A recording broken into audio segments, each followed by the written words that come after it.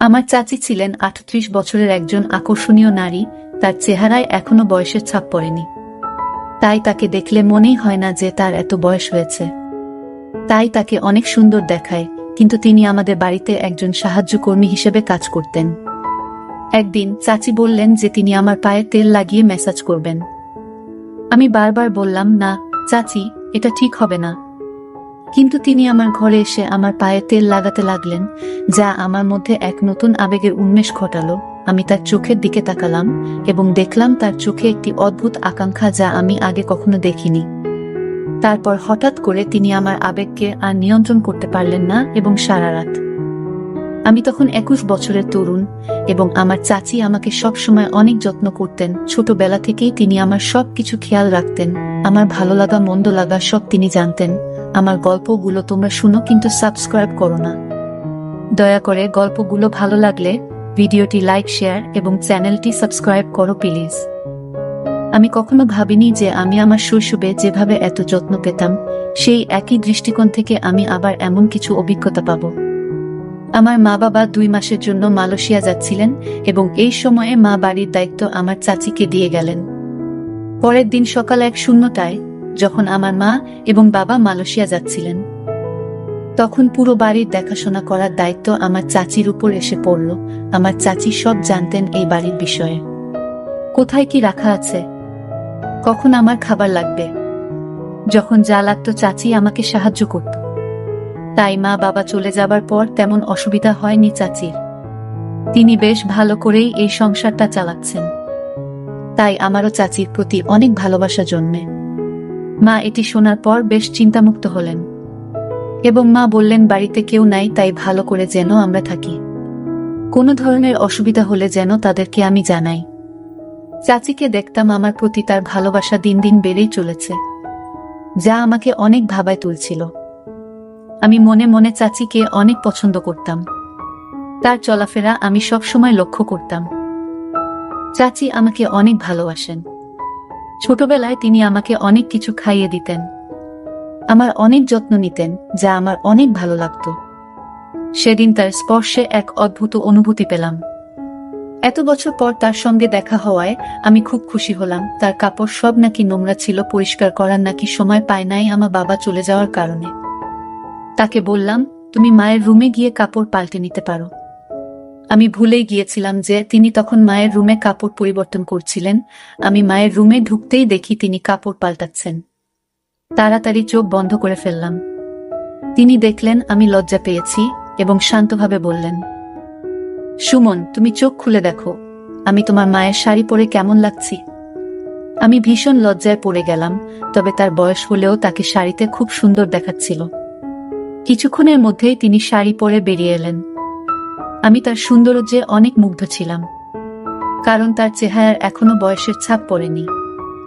তাই তাকে এত বয়সেও অনেক সুন্দর দেখাচ্ছিল। শাড়ি পরে তাকে খুব সুন্দর লাগছিল। এভাবে কয়েকদিন কেটে গেল। প্রায় ৫ দিন পর তিনি আমাকে ছোটবেলার স্মৃতিগুলো বলতে শুরু করলেন। আমি খুব আবেগপ্রবণ হয়ে পড়লাম, কারণ তার স্মৃতিচারণ আমার ছোটবেলার অনেক কথা মনে করিয়ে দিচ্ছিল। একদিন গোসল শেষে আমি ঘরে কাপড় পাল্টাচ্ছিলাম। তখনই তিনি এসে বললেন, সুমন, আমার কাছে এসো, আজ আমি তোমাকে একটি আরামদায়ক মালিশ করে দেব। এমন কথা শুনে আমি খুব অবাক হয়ে গেলাম। আমি বললাম, না চাচি, আমি নিজেই করব। আমি একটু লজ্জা পাই অন্যদের সাহায্য নিতে। এরপর আমি তাকে অনুরোধ করলাম, মালিশের চিন্তা বাদ দিয়ে রান্নাঘরে গিয়ে দেখি কি নাস্তা বানানো যায়। আমার বারবার অস্বীকার সত্ত্বেও তিনি আমাকে সহায়তা করতে জোর করলেন। আমি মনে মনে ঠিক করেছিলাম যে যতই তিনি জোরাজুরি করুন না কেন, আমি তাকে মালিশ করতে দেব না, কারণ এখন আমি বড় হয়েছি। আমাদের কিছু সীমার মধ্যে থাকা দরকার। আর আমি অনেক লজ্জা পাই। আমি চাচির দিকে মনোযোগ দিয়ে দেখলাম। তিনি তখন সেখানে বসেছিলেন এবং বললেন, তুমি আমার হাতে মালিশ করাতে দিলা না, কিন্তু আমাকে জামা পরতে দাও। আমি চুপচাপ মাথা নিচু করে তার সামনে দাঁড়িয়ে রইলাম। তিনি আমাকে আমার পোশাক দিলেন, তারপর তিনি আমাকে কাপড় পরাতে শুরু করলেন। সেই সময়ে আমার চাচিকে দেখে আমার মনে অনেক রকম চিন্তা আসতে লাগল। কিন্তু চাচি আমার পরিবারের একজন সদস্যের মতো, তাই আমি তাকে নিয়ে কোনো খারাপ চিন্তা করতে পারিনি। একদিন আমি চাচিকে বলেছিলাম যে তিনি যেন এই বাড়িটিকে তার নিজের মনে করে। এরপর তিনি এই বাড়িতে এমনভাবে থাকতে শুরু করলেন যেন এটি তার নিজের বাড়ি। একদিন আমি বন্ধুদের সাথে একটি পার্টিতে যাচ্ছিলাম। চাচি আমাকে জিজ্ঞেস করলেন, তুমি কোথায় যাচ্ছ? আমি বললাম, আমি একটি পার্টিতে যাচ্ছি। তখন তিনি বললেন, আর তুমি একা একা পার্টিতে যাচ্ছ? মাঝে মাঝে তোমার এই গরিব চাচিকে নিয়ে বাইরে একটু ঘুরতে নিয়ে যেও। একা একা আমি বাড়িতে কি করব? আমারও তো ইচ্ছা হয় বাইরে যাওয়ার। আমি তাকে বললাম, ঠিক আছে, আমি তোমাকে বাইরে নিয়ে যাব, তবে তোমাকে ভালো পোশাক পরতে হবে এবং ভারতীয় মহিলার মতো পোশাক পরতে হবে। চাচি আমার প্রস্তাবে রাজি হলেন। আমি মায়ের রুম থেকে একটি সুন্দর শাড়ি এনে তাকে দিলাম এবং বললাম, এটা পরো এবং ঠিকভাবে রেডি হয়ে নাও। যখন তিনি রেডি হয়ে বেরিয়ে এলেন, তখন তাকে দেখে আমি অভিভূত হয়ে গেলাম। মায়ের ঘর থেকে বেরিয়ে এসে তিনি এত সুন্দর দেখাচ্ছিলেন যে তার সৌন্দর্যের আভা আমাকে মুগ্ধ করেছিল। তিনি আমার মায়ের ঘর থেকে আধা শাড়ি পরা অবস্থায় বেরিয়ে এলেন। সাজগোজে তাকে একেবারে মডেলের মতো লাগছিল। তাকে দেখে আমি চোখ নামিয়ে নিলাম। তিনি বাইরে বের হওয়ার সময় দরজার সাথে ধাক্কা খেয়ে আমার উপরে পড়ে গেলেন। আমি কিছুটা লজ্জা পেলাম এবং তাকে সরানোর চেষ্টা করলাম, কিন্তু তিনি তখনও ছিলেন। আমি হঠাৎ অনুভব করলাম যে আমাকে সামলে উঠতে হবে এবং তাকে ধীরে ধীরে সরে যেতে বললাম। তারপর তিনি সরে গেল। তার স্যান্ডেল খুলে রেখে আমি মায়ের একটি সাধারণ স্যান্ডেল দিলাম। আমরা দুজনে গাড়িতে করে পার্টিতে যাচ্ছিলাম। পার্টিতে গিয়ে আমার বন্ধুরা তাকে দেখে ভাবল তিনি আমার বান্ধবী, মানে আমার গার্লফ্রেন্ড। চাচি সেই ভুল ভাঙানোর পরিবর্তে সবার সামনে বললেন, তিনি আমার বন্ধু। পরে পার্টি শেষে আমি তাকে জিজ্ঞেস করলাম, তুমি কেন এমন করেছিলে? আমি তাকে জিজ্ঞেস করলাম। তিনি হেসে বললেন, তোমার বন্ধুরা যখন ভাবল আমি তোমার বান্ধবী, তখন তোমার মুখে যে বিস্ময় ছিল তা দেখতে চেয়েছিলাম। তাই আমি বলেছি আমি তোমার বন্ধু। যদি এতে কোনো অসুবিধা হয় তবে আমি দুঃখিত। আমি বললাম, দুঃখিত বলার কিছু নেই, তুমি যা করেছ সেটাই ঠিক ছিল। তিনি বললেন, আমি তোমাকে ছোটবেলা থেকেই চিনি, তাই তোমার চিন্তাগুলো বুঝতে পারি। আমি মুচকি হাসলাম।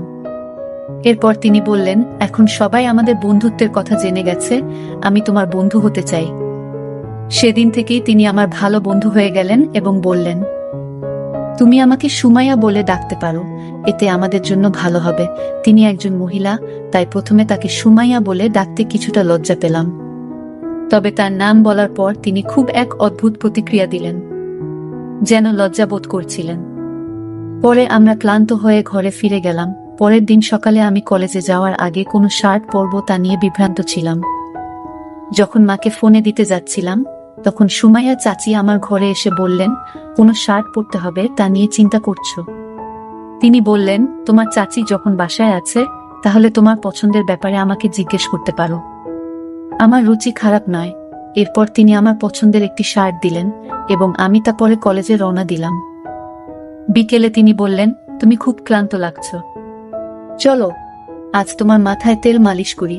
তিনি আস্তে আস্তে আমার মাথায় তেল মালিশ করতে লাগলেন। পরদিন সকালে ঘুম থেকে উঠে দেখি তিনি আমার পায়ের কাছে ঘুমিয়ে পড়েছেন। আমি আতঙ্কিত হয়ে বললাম, আপনি এখানে কেন? তিনি বললেন, আমি শুধু তোমার কাঁধে হাত দিয়েছি, তাতেই তুমি ঘুমিয়ে পড়েছ। তোমার মা কি কখনো তোমাকে মাসাজ করেনি? আমি বললাম, আমার মা আমার খুব যত্ন নেন, তাই এটি নতুন কিছু নয়। সুমাইয়া চাচি মাথা নেড়ে বাইরে চলে গেলেন। কয়েকদিন পর বাবা মা বাসায় চলে আসলো। পরে আমি যখন নাস্তার টেবিলে এলাম, আমি বুঝতে পারছিলাম না কেন বাবা এত মনোযোগ দিয়ে তাকিয়েছিলেন। রাতের খাবারের পর সুমাইয়া চাচি রান্নাঘর পরিষ্কার করছিলেন এবং পরে নিজের ঘরে চলে গেলেন। আমি সেদিন রাতেই তার রুমে গিয়ে উপস্থিত হলাম। তিনি আমাকে দেখে চমকে গেলেন এবং জিজ্ঞেস করলেন, কোনো কাজ আছে? আমি বললাম, না, কোনো কাজ নেই। আজ আমরা বেশি কথা বলিনি, তাই তোমার সাথে দেখা করতে এলাম। তিনি বললেন, ঠিক আছে, যদি তোমার কোনো দরকার হয় আমাকে ফোন করো, আমি এখানে আছি তোমার জন্য। কোনো প্রশ্ন না করেই তিনি আমাকে রাজি করালেন এবং আমি তার রুম থেকে বের হয়ে নিজের রুমে চলে গেলাম। পরদিন সকাল 9টায় উঠে দেখলাম নাস্তা এখনো তৈরি হয়নি। সাধারণত সুমাইয়া চাচি সকাল 8টার মধ্যে নাস্তা তৈরি করতেন, কিন্তু আজ তা হয়নি। আমি রান্নাঘরে গিয়ে দেখি সুমাইয়া চাচি চিন্তিত মুখে দাঁড়িয়ে আছেন। বাবা যখন রান্নাঘরে ঢুকলেন, তখন দেখলাম তার দৃষ্টি চাচির দিকে বেশ কুদৃষ্টি সম্পন্ন ছিল। আমি বুঝতে পারলাম, চাচি শুধু আমার চাচি নয়, এখন আমাদের মধ্যে বন্ধুত্বও গড়ে উঠেছে। আমি তাকে এতটা আতঙ্কিত দেখতে সহ্য করতে পারলাম না। রাতে আমি চাচিকে দেখতে আবার তার রুমে গেলাম এবং সেখানে দেখতে পেলাম বাবা তার রুমে অনেক টাকা রেখে গেছেন। আমার মনে হলো বাবা হয়তো চাচির সাথে কিছু ভুল করেছেন। ওরা হঠাৎ এত টাকা কেন দিচ্ছে, এই প্রশ্নটাই তখন আমার মাথায় ঘুরছিল। তিনি ঠিক করলেন যতক্ষণ না সুমনের সাথে দেখা হচ্ছে ততক্ষণ এই বাড়ি ছাড়ব না। সম্ভবত চাচি আমাকে বুঝতে পেরেছেন।